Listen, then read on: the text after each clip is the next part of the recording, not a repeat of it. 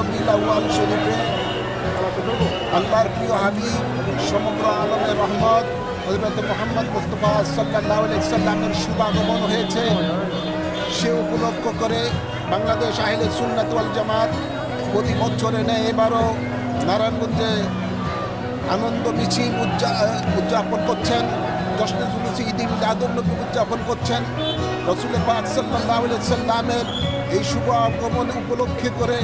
আমি সমগ্র মুসলিম মিল্লাতকে অনুরোধ করব, আসুন আমরা সকল রং ঢং ভুলে গিয়ে একমাত্র রসুল পাকের মহান আদর্শে আদর্শিত হয়ে রসুল পাকের রঙে রঙিন হয়ে বাংলাদেশকে একটি সুন্দর দেশে পরিণত করি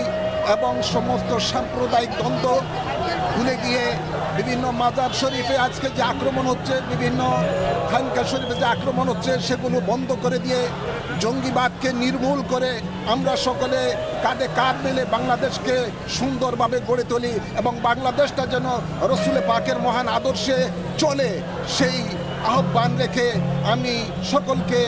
ঈদ মিলাদুন নবী উপলক্ষে ঈদ মুবারক জানাচ্ছি।